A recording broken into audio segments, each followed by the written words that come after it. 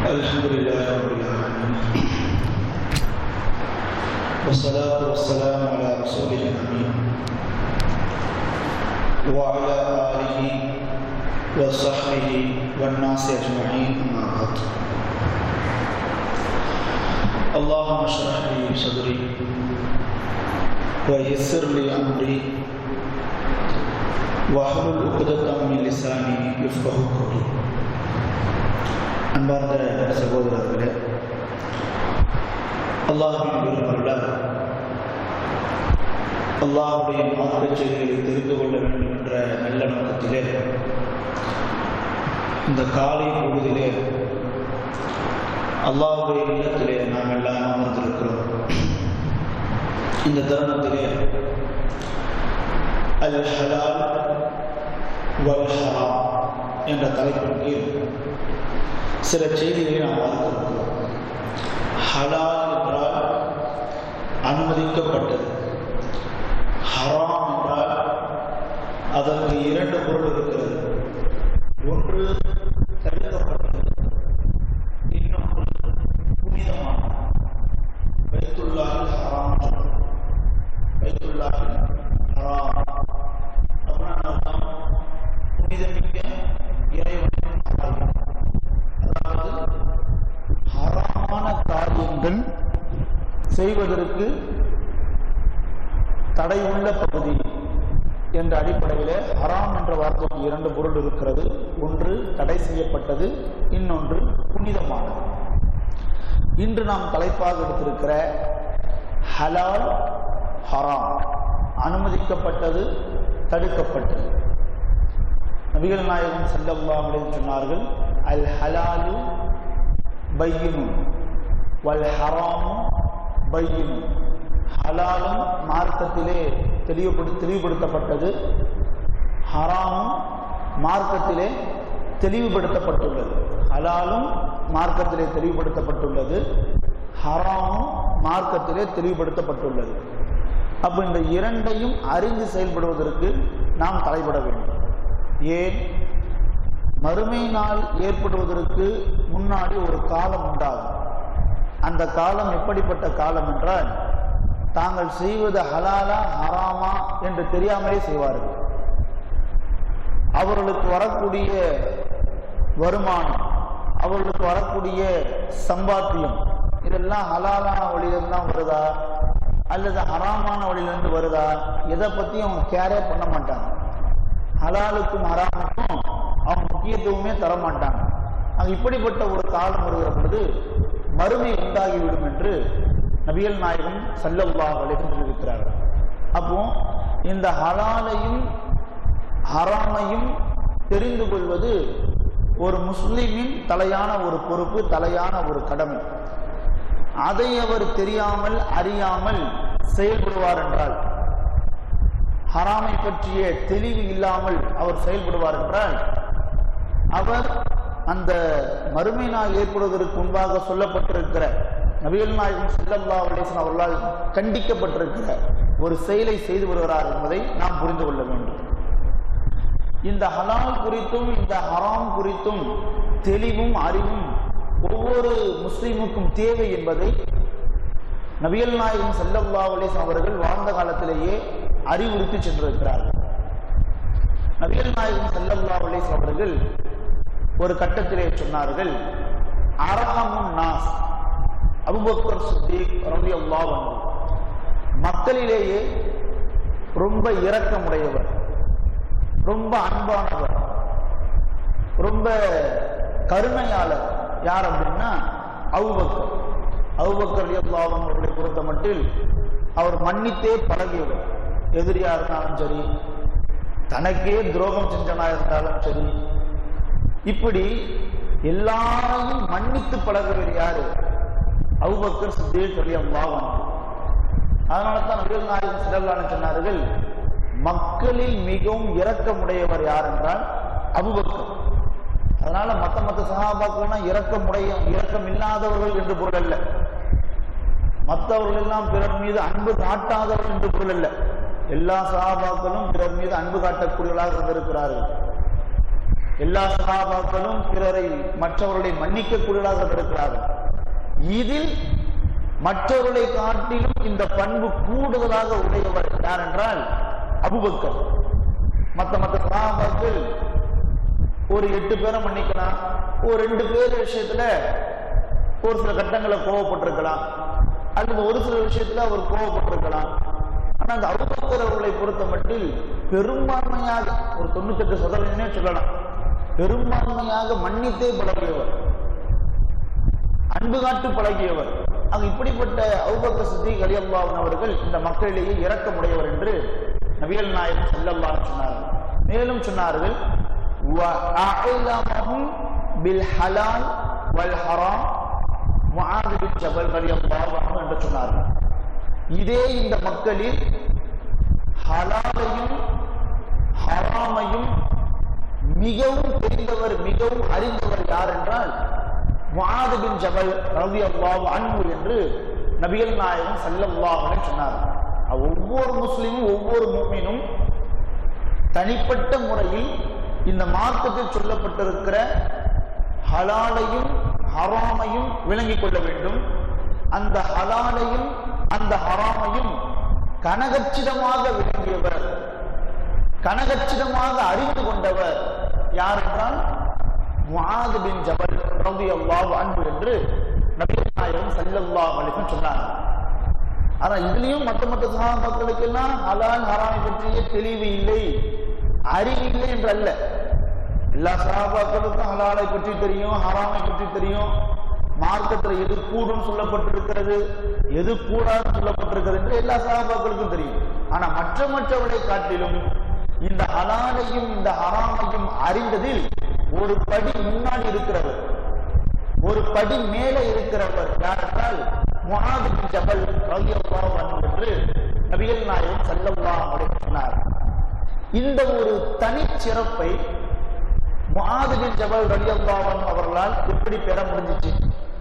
Abu Bakr ரலியல்லாஹு அன்ஹு அவர்களா இருக்கட்டும், உமர் அவர்களா இருக்கட்டும், உஸ்மான் அவர்களா இருக்கட்டும், மற்ற சஹாபாக்களா இருக்கட்டும், இவர்களை காட்டிலும் இந்த ஹலாலையும் ஹராமையும் அறிந்த விஷயத்தில் மற்ற சஹாபாக்களை காட்டிலும் ஒரு அதிக தேர்ச்சி, மற்ற சஹாபாக்களை காட்டிலும் இந்த ஹலாலையும் ஹராமையும் அறிந்த விஷயத்தில் ஒரு முன்னேற்றத்தையும் முஆத் பின் ஜபல் ரலியல்லாஹு அன்ஹு அவர்களால் எப்படி பெற முடிந்தது என்றால், பூவோடு சேர்ந்த நாரும் மணக்கும் அப்படின்ற மாதிரி நபிகள் நாயகம் ஸல்லல்லாஹு அலைஹி வஸல்லம் அவர்களுடனேயே இருந்த ஒரு சஹாபியார்னா இந்த முஆத் பின் ஜபல் அவர்கள் தான். மற்ற சஹாபாக்களை பொறுத்த மட்டில் நபிகள் நாயகம் ஸல்லல்லாஹு அலைஹி வஸல்லம் அவர்களோடு பெரும்பான்மையான நேரங்களை கழிப்பவர்களாக இருந்தாலும் கூட ஒரு சில கட்டங்களில் தங்களுடைய தேவைகளுக்காக, குடும்ப தேவைகளுக்காக புறப்பட்டு செல்லவர்களாக இருந்திருக்கிறார்கள். ஆனால் இந்த முஆத் பின் ஜபல் ரலியல்லாஹு அன்ஹு அவர்கள் நபிகள் நாயகம் ஸல்லல்லாஹு அலைஹி வஸல்லம் அவர்களுடனேயே பெரும்பான்மையான நேரம் இருந்திருக்கிறார்கள். எந்த அளவுக்கு என்றால் நபிகள் நாயகம் ஸல்லல்லாஹு அலைஹி வஸல்லம் அவர்கள் எங்கேயாவது பயணமாக வெளியூருக்கு போனா கூட அவரோடு சேர்ந்து போவாங்க. இந்த முஆத் பின் ஜபல் ரலியல்லாஹு அன்ஹுடைய வரலாறை பார்த்தாலோ, அல்லது நபிகள் நாயகம் ஸல்லல்லாஹு அலைஹி வஸல்லம் அவருடைய வெளியூர் பயணங்கள் என்று பார்த்தாலோ, அங்கே அந்த ஹதீஸ்களிலே நபிகள் நாயகம் ஸல்லல்லாஹு அலைஹி வஸல்லம் அவர்களுடைய பேரோடு பேசப்படுகிற, அவர்களின் பேரோடு அங்கே சொல்லப்படுகிற ஒரு நபர் ஒருத்தர் இருக்கிறார் அப்படின்னா இந்த முஆத் பின் ஜபல் ரலியல்லாஹு அன்ஹு என்று சொல்லலாம். இன்னும் சொல்ல வேண்டும் என்றால் ஒரு படி கூடுதலாக, ஒரு படி மேலாக சொல்ல வேண்டும் என்றால், நபிகள் நாயகம் ஸல்லல்லாஹு அலைஹி வஸல்லம் அவர்கள் வாழ்ந்த காலத்திலே ஒரு நாள் கூட இந்த முஆத் என்ற ஒரு பெயரை சொல்லாமல் அவர்கள் இருந்ததில்லை போல் என்று நாம் எண்ணுகிற அளவிற்கு நபிகள் நாயகம் ஸல்லல்லாஹு அலைஹி வஸல்லம் அன்பினமும் யா முஆத் யா முஆத் யா முஆத் என்று முஆத் ரலியல்லாஹு அன்ஹு அவர்களை அழைத்து பல செய்திகள், பல சம்பவங்கள் அதிகரிக்கிறது. அதனால நபிகள் நாயகம் ஸல்லல்லாஹு அலைஹி வஸல்லம் அவர்கள் உடனேயே பெரும்பான்மையான நேரங்களை, பெரும்பான்மையான பகுதிகளை முஆத் பின் ஜபல் ரலியல்லாஹு அன்ஹு அவர்கள் கழித்ததின் விளைவாக, நபிகள் நாயகம் ஸல்லல்லாஹு அலைஹி வஸல்லம் அவர்கள் உடனேயே இருந்ததின் விளைவாக மார்க்கத்தினுடைய அத்தனை விஷயங்களையும் அறிந்தார்கள். அந்த அறிதலில், அந்த அறிவில், அந்த இல்மில் முதல் கட்டமாக இருப்பது மற்ற விஷயங்களை காட்டிலும் ஒவ்வொரு முஸ்லிமும் தலையாக அறிய வேண்டிய விஷயமாக இருக்கக்கூடிய அந்த ஹலாலையும் அந்த ஹராமையும் கூட கனகச்சிதமாக அறிந்த ஒரு சஹாபியாக முஆது பின் ஜபல் ரலியல்லாஹு அன்ஹு அவர்கள் மாறினார். அப்போ எப்போது ஒரு முஸ்லிமுக்கு, ஒரு முஃமினுக்கு, ஒரு அடியானுக்கு ஹலாலும் ஹராமும் தெளிவாகும் என்றார், ஹலாலையும் ஹராமையும் அவர் கனகச்சிதமாக விளங்கிக் கொள்ள முடியும் என்றால், மார்க்கத்தோடு எந்த அளவுக்கு அவர் அட்டாச்சா இருக்கிறாரோ அதை வச்சு அவர் என்ன செய்வாரு, ஹலாலையும் ஹராமையும் விளங்கிக் கொள்வார். குர்ஆனுடைய பக்கங்களோடு ஹதீஸின் செய்திகளோடு எவர் எந்த அளவுக்கு நெருக்கமாகுகிறார்கள், மார்க்கத்தின் போதனைகளோடு எவர் நெருக்கமாகுகிறார்கள், மார்க்கத்தின் உபதேசங்களோடு எவர் நெருக்கமாகுகிறாரோ அப்படி நெருக்கமாக தீட்ட மினுமினுக்கும் என்பது மாதிரி, தீட்ட பளபளக்கும் என்பது மாதிரி ஒருவர் மார்க்கத்தினுடைய உபதேசங்களில், மார்க்கத்தினுடைய போதனைகளில், மார்க்கத்தினுடைய சொற்பொழிவுகளில், மார்க்கத்தினுடைய பயிற்சி அரங்கங்களில் அவர் கலந்து கொள்ள இந்த தெளிவு அவருக்கு உண்டாகும். அவருடைய வாழ்க்கையிலே எது ஹலால் எது ஹராம் என்ற அந்த தெளிவை அல்லாஹ் சுப்ஹானஹு வ தஆலா உண்டாக்கி கொடுத்து விடுவான். மார்க்கத்தை படிக்க அந்த தெளிவு ஏற்பட்டுவிடும். அதனால்தான் அன்பு சகோதரர்களே, நம்முடைய சகோதரர்களுக்கு திரும்ப சொல்லப்படுவதெல்லாம் மார்க்கம் சம்பந்தப்பட்ட தர்பியா வகுப்புகள், பயான்கள், சொற்பொழிவு நிகழ்ச்சிகள் ஏற்பாடு செய்யப்படும் என்றால் அங்கே நம்முடைய பங்களிப்பு இருக்கும். உதாரணமா நம்முடைய மர்க்கஸ்ல இந்த வாரம் நிகழ்ச்சி அப்படின்னு சொல்லிட்டு ஒரு போஸ்டர் போடுறாங்க. சனிக்கிழமை பார்த்தா மகரிப்புக்கு பிறகு ஒரு பயானு, அதாவது சனிக்கிழமை ஞாயிற்றுக்கிழமை மகரிப் பிறகு ஒரு பயானு, இஷாவுக்கு பிறகு ஒரு பயானு, சுபுவுக்கு பிறகு ஒரு பயானு, அடுத்த நாள் இஷா காலம் மகரிப்புக்கு பிறகு ஒரு பயானு, பெண்கள் பயானு, சும்மா பயானு, இப்படின்னு போடப்பட்டிருக்கிற பொழுது யாருமே என்ன நினைச்சிடக்கூடாதுன்னா ஒரு பெருமிதத்தை உணர்ந்து விடக்கூடாது. நம்ம நிறைய நிகழ்ச்சி பண்றோம், நிறைய பயான்கள் நம்ம நடத்துறோம், நம்ம கலந்துக்கிறோம் சொல்ல வேண்டும் என்றால் இது குறைவு தான். இன்னும் நாம் அதிகமாக்கி கொள்ள வேண்டும். மார்க்கத்தை கற்றுக்கொள்வதற்குண்டான, மார்க்க உபதேசங்களை கேட்பதற்குண்டான இன்னும் அமர்வுகளை நாம் என்ன செய்யணும், அதிகப்படுத்த கலந்து கொள்ள மார்க்கத்தை கற்க இந்த மார்க்கத்தினுடைய தலையான விஷயமான அந்த ஹலாலும் அந்த ஹராமும் கூட நமக்கு புலப்பட்டு விடும் என்பதை நாம் புரிந்து கொள்ள வேண்டும். அப்ப இதற்காகத்தான், இப்படிப்பட்ட தெளிவை அடைய வேண்டும் என்பதற்காகத்தான் சஹாபாக்களும் அவர்களுக்கு பின்னாடி இந்த தாபியீன்களும் தபா தாபியீன்களும் இமாம்களும் முற்பட்டிருக்கிறார்கள். உதாரணத்துக்கு சொல்ல வேண்டும் என்றால், நமக்கு எல்லாம் தெரிந்த ஒரு சஹாபி இப்னு அப்பாஸ் ரலியல்லாஹு அன்ஹு. இந்த இப்னு அப்பாஸ் ரலியல்லாஹு அன்ஹு அவர்களை பொறுத்தமட்டில் வரலாற்றில் ரொம்ப சிலாகித்து பேசப்படக்கூடிய ஒரு சஹாபி. இந்த இப்னு அப்பாஸ் ரலியல்லாஹு அன்ஹு அவர்களை பொறுத்தமட்டில் மற்ற சஹாபாக்களுக்கு மத்தியிலே மிகப்பெரிய ஒரு மரியாதையோடு, மிகப்பெரிய ஒரு அந்தஸ்தோடு ஒரு பார்க்கப்பட்ட ஒரு சஹாபி. மார்க்கத்திலே கரை கண்டவர், மார்க்கத்தினுடைய அறிவிலே இல்மிலே கரை கண்டவர் என்று சொல்லப்படக்கூடிய அளவிற்கு ரொம்ப சிலாகித்து பேசப்படக்கூடிய ஒரு சஹாபி. அதிலும் குறிப்பாக ஹலிஃபாக்களாக கூட இருக்கட்டும், அபூபக்கர், உமர், அது போன்ற ஹலிஃபாக்களாக கூட இருக்கட்டும், அவர்கள் கூட ரொம்ப ஒரு மதிப்போடும் ரொம்ப ஒரு மரியாதையோடு பார்க்கப்பட்ட ஒரு சஹாபி யார் என்றால் இந்த இப்னு அப்பாஸ். இந்த இப்னு அப்பாஸ் அவர்களுக்கு மாத்திரம் இப்படிப்பட்ட ஒரு மரியாதையும், இப்படிப்பட்ட ஒரு அந்தஸ்தும், இப்படிப்பட்ட ஒரு ஸ்தானமும் சஹாபாக்களுக்கு மத்தியிலே, அதே போல் இஸ்லாமிய வரலாறுகளிலே, வரலாற்று நூலாசிரியர்களிடத்திலே இப்படிப்பட்ட ஒரு மதிப்பும், இப்படிப்பட்ட அந்தஸ்தும் கிடைக்கவிருக்கின்றன காரணம் என்ன? அவருடைய மார்க்கத்தில் அவருடைய அறிவின் தேர்ச்சி, கல்வியில் அவர்கள் கண்ட அப்படிப்பட்ட ஒரு இடத்தை, கல்வியிலே மிகப்பெரிய ஒரு இடத்தை அவர்கள் அடைந்ததனால் இந்த வரலாறுகளிலே சஹாபாக்களுக்கு மத்தியிலே ஒரு சிறப்பித்து சிலாகித்து பேசப்பட்டிருக்கிறார்கள். அப்ப இவர்களுடைய அந்த வரலாறிலே இருந்து இந்த மார்க்கத்தை கற்பதற்காக, மார்க்கத்தை அறிந்து கொள்வதற்காக இப்னு அப்பாஸ் ரலியல்லாஹு அன்ஹு அவர்கள் பயணித்த அந்த பயணங்கள், இப்னு அப்பாஸ் அவர்கள் மேற்கொண்ட அந்த முயற்சிகள், இப்னு அப்பாஸ் அவர்கள் மேற்கொண்ட அந்த நடவடிக்கைகளில் சொல்லப்பட்ட ஒரு செய்தி தான் நமக்கு எல்லாருக்கும் தெரியும். அதாவது நபிகள் நாயகம் ஸல்லல்லாஹு அலைஹி வஸல்லம் சம்பந்தப்பட்ட ஒரு ஹதீஸ் இந்த ஒரு மூத்த சஹாபியின் இடத்துல இருக்கிறது அப்படின்னு சொல்லப்பட்டிருக்கு. யார் இடத்துல? இப்னு அப்பாஸ். இப்னு அப்பாஸ் அவர்களை பொறுத்த வரைக்கும் மார்க்கத்தை அறிந்து மக்களிடம் சமர்ப்பிக்க வேண்டும் என்ற அடிப்படையிலே மிகப்பெரிய ஒரு ஆய்வு கண்ணோட்டத்தோடு செயல்பட்டவர்கள். அப்ப அவரிடத்தில் சொல்லப்படுகிறது, நபிகள் நாயகம் ஸல்லல்லாஹு அலைஹி வஸல்லம் சம்பந்தப்பட்ட ஒரு ஹதீஸ் இந்த ஒரு மூத்த சஹாபியிடத்தில் இருக்கிறது என்று. அப்ப அந்த ஹதீஸை குறித்து அறிந்து கொள்வதற்காக, ஹதீஸின் விளக்கத்தை குறித்து அறிந்து கொள்வதற்காக அந்த சஹாபியுடைய இல்லத்துக்கு வீட்டுக்கு இப்னு அப்பாஸ் போறாங்க. போற நேரத்துல அந்த சஹாபி அவங்கள்ட்ட வீட்டு என்ன பண்ணிட்டு இருக்கிறாங்க, தூங்கிட்டு இருக்கிறாங்க. அவரை போய் சந்திக்கணும்னு வீட்டுக்கு போறாங்க. வீட்டுக்கு போனதுக்கு பிறகு நாங்க இந்த மாதிரி அவரை சந்திக்கணும்னு கேட்கிறாங்க. கேட்கக்கூடிய நேரத்தில் இந்த மாதிரி அவர் தூங்கிக்கிட்டு இருக்கிறாரு அப்படின்ற ஒரு தகவல், ஒரு செய்தி சொல்லப்படுது. அவ இப்னு அப்பாஸ் என்ன பண்றான் அப்படின்னா, ஓ தூங்கிட்டு இருக்கிறாரா, நாமளும் தான் என்ன பண்ணுவோம், தூங்கிட்டு இருக்கிறாரா, அடுத்து 2வது இடத்துல பார்த்துப்போம், நான் அடுத்த வாட்டி வந்து பார்த்துப்போம் அப்படின்னு நாம புறப்பட்டு வந்துடும். ஆனா இப்னு அப்பாஸ் அவர்களை பொறுத்த மட்டும் அவருடைய வீட்டின் வாசலிலேயே என்ன செய்யறாரு, காத்துக்கிட்டு இருக்கிறார். அவருடைய வீட்டினுடைய வாசலிலேயே காத்துக்கிட்டு இருக்கிறார். நீண்ட நெடி நேரம் அங்கேயே காத்துக்கிட்டு இருக்கிறார். இறுதியா அந்த சஹாபி என்ன செய்யறாரு, முடிச்சு வெளியே வராரு. இப்னு அப்பாஸ் பண்றாங்க, காத்துக்கிட்டு இருக்கிறாங்க.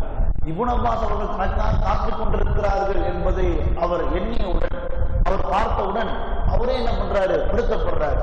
இப்னு அப்பாஸ் அவர்களை பார்த்து கேட்கிறார்கள், நீங்க ஏன் இங்கே காத்துக்கிட்டு இருக்கிறீங்க, எதற்காக இங்கே காத்துக்கிட்டு இருக்கிறீங்க அப்படின்ட்டு அந்த சஹாபி கேட்கிறாரு. அவ இப்னு அப்பாஸ் அவர்கள் சொல்கிறார்கள், இது மாதிரி நபிகள் நாயகம் ஸல்லல்லாஹு அலைஹி வஸல்லம் சம்பந்தப்பட்ட ஒரு செய்தி, ஒரு ஹதீஸ் உங்களிடத்தில் இருப்பதாக நான் கேள்விப்பட்டேன், அது தெரிஞ்சுக்கிறதுக்காகத்தான் நான் வந்தேன் அப்படின்ன உடனே இந்த மூத்த சஹாபி சொல்கிறார்கள், உங்களை போன்றவங்க இந்த மாதிரி வந்து காத்துக்கிட்டு இருக்கலாமா, நீங்க ஏன் வரணும், இது மாதிரி நீங்க சொல்லி அனுப்பியிருந்தீங்கன்னா நானே வந்திருப்பேனே, நீங்க சொல்லி விட்டுருந்தீங்கன்னா நானே உங்களை தேடி வந்திருப்பேனே அப்படின்ற மாதிரி அந்த சஹாபி சொல்கிற பொழுது இப்னு அப்பாஸ் சொல்கிறார்கள், கல்வியை பொறுத்த மட்டில் அது நம்மளை தேடி வராது, நம்மளை தேடி வரக்கூடாது. நாம தான் அந்த கல்வியை தேடி போகணும், நாம தான் கல்வியை தேடி போகணும் என்று சொல்லி இப்னு அப்பாஸ் அவர்கள் சொன்ன அந்த வார்த்தை வரலாற்றிலே சிறப்பாக சிலாகித்து எழுதப்பட்டிருக்கு. எதற்காக சொல்லவில்லை என்றால், அன்பு சகோதரர், சஹாபாக்கள் எல்லாம் மார்க்கத்தினுடைய கல்வியிலே ஒரு முதிர்ச்சி கண்டிருக்கிறார்கள், ஒரு தேர்ச்சி அடைந்திருக்கிறார்கள், ஒரு கரை கடந்திருக்கிறார்கள் என்றால் அவருடைய ஆர்வம், அவர்களுடைய முயற்சி. அதே போன்று அபூ ஹனீஃபா ரஹிமஹுல்லாஹ் அலைஹி அவருடைய வரலாறை நாம் பார்க்கிற பொழுது சஹாபாக்களை பொறுத்த மட்டும் அவர்கள் எந்த அளவுக்கு மார்க்கத்துக்கு முக்கியத்துவம் கொடுத்தாங்க, கல்வியை கற்பதற்காக அவர் ஆர்வப்பட்டார் என்பதற்கு இப்னு அப்பாஸ் அவருடைய உதாரணம். அவர்களுக்கு பின்னாடி வந்த இமாம்கள், தபா தாபீன்கள் தான் அவர்களும் இந்த அளவுக்கு மார்க்கத்தை கற்பதற்கு முயன்றிருக்கிறார்கள், முற்பட்டிருக்கிறார்கள் என்பதற்கு நாம் பார்க்க வேண்டும் என்றால், அபூ ஹனீஃபா ரஹிமஹுல்லாஹ் அலைஹி, இந்த அபூ ஹனீஃபா ரஹிமஹுல்லாஹ் அலைஹி அவர்களுக்கு ஒரு மாணவர் இருந்திருக்கிறார். அவருடைய பேர் என்ன, அபு யூசுப். இந்த அபு யூசுப் அவர்களை குறித்து வரலாற்றில் மிக சிறப்பாக சிலாகித்து பேசப்படக்கூடிய ஒரு இமாம் தான் இந்த அபு யூசுப் ரஹிமஹுல்லாஹ் அலைஹி. இவர்களை பொறுத்த மட்டும் வரக்கூடிய இந்த வரலாற்று குறிப்பு என்னவென்றால், அபூ ஹனீஃபா ரஹிமஹுல்லாஹ் அலைஹி அவர்கள் மக்களுக்காக இது போன்ற வகுப்புகள் நடத்தி கொண்டிருக்கிற பொழுது இந்த அபு யூசுப் என்ன செய்வாரு, அப்பப்போ அவர் வந்து கலந்து கொள்வார். ஆனா இந்த அபு யூசுப் ரஹிமஹுல்லாஹ் அலைஹி அவருடைய குடும்பத்தினுடைய பின்னணியை நாம் எடுத்து பார்த்தோம் அப்படின்னா, தந்தை இல்லாதவர், அனாதை, ரொம்ப வறுமையின் பொட்டின் கீழ் இருக்கக்கூடியவர், ரொம்ப எளிமையான குடும்பத்தை சார்ந்தவர். எந்த அளவுக்கு என்ன, இவர் மாணவ பருவத்துல இவர் சின்ன பிள்ளையா இருக்கிற பொழுது இவர் போய் அந்த கடல்ல மீன் பிடிக்கிற, அந்த மீனை பிடிச்சி வியாபாரம் செய்கிற, இப்படி அவர் தொழில் செஞ்சாதான், தொழில் செய்வதன் மூலமாகத்தான் அவர் குடும்பமே என்ன செஞ்சுக்கிட்டு இருக்குது, உருவாடி கொண்டிருக்கிறது. அவருடைய குடும்பத்தினுடைய வயிற்றையே இவர் ஈட்டி வரக்கூடிய சின்ன வருமானத்தை வச்சுக்கிட்டு தான் வயிற்றை கழுவிட்டு இருக்கிறாங்க. ரொம்ப எளிமையான குடும்பத்தை சார்ந்தவர்கள். இப்படிப்பட்ட இந்த அபு யூசுப் அவர்கள் இந்த மீன் பிடிப்புக்காக போகிற பொழுது அபூ ஹனீஃபா இந்த மாதிரி ஆங்காங்கே மக்களை அழைத்து வைத்து உபதேசம் செய்வது, வகுப்பு நடத்துவதை கேள்விப்பட்டு அபூ யூசுப் என்ன செய்யறாரு, அந்த வகுப்புல வந்து கலந்துக்கிறார். அது இப்படியா ஒவ்வொரு நாளும் கலக்க ஆரம்பிக்கிறார். அந்த நாட்கள் அதுக்கப்புறம் எப்படி மாறுதுன்னா, அவர் மீன் பிடிக்க செல்வது குறைந்து போய் இது போன்ற வகுப்புகளில் அமர்ந்து கொள்வது அதிகமாயிருச்சு. அப்போ அவங்க வீட்டில் அவங்களுடைய தாயாருக்கு சந்தேகம் வந்துருச்சு. நம்முடைய மகன் வந்து ஆரம்பத்தில் கொண்டு வந்து கொடுத்த வருமானம் ஒன்று, இப்போது அவருடைய செயல்பாடுகள் ஒரு மாதிரியா இருக்குது. அப்போ இதுக்கு என்ன காரணம் அப்படின்றத அவருடைய தாயார் வந்து அறிய முற்பட்ட பொழுது, இது மாதிரி தன்னுடைய மகன் இது மாதிரி அபூ ஹனீஃபாவுடைய வகுப்புகளை போய் அதிகமா கலந்து கொள்ள ஆரம்பிச்சுட்டாரு, அதிகமா வந்து அவர் போக ஆரம்பிச்சுட்டாரு, அதனாலதான் அவர் தொழிலுக்கு அதிகமா போறதில்லை என்பதை புரிஞ்சிட்ட உடனே இந்த அம்மா என்ன செய்யறாங்க அப்படின்னா, அபூ ஹனீஃபா அவர்கிட்ட வந்து ஒரு சண்டைக்கு வந்து நிற்கிறாங்க. அபூ ஹனீஃபா அவர்களே, நாங்களே ரொம்ப சிரமத்திலே ரொம்ப கஷ்டத்தில் நாங்கள் இருக்கிறோம், எங்களுடைய சாப்பாடு, எங்களுடைய உணவு, என்னுடைய சின்ன புள்ள போய் சம்பாதிச்சு வரக்கூடிய இந்த வருமானத்துல தான் இருக்குது என்னுடைய வாழ்வாதாரமே.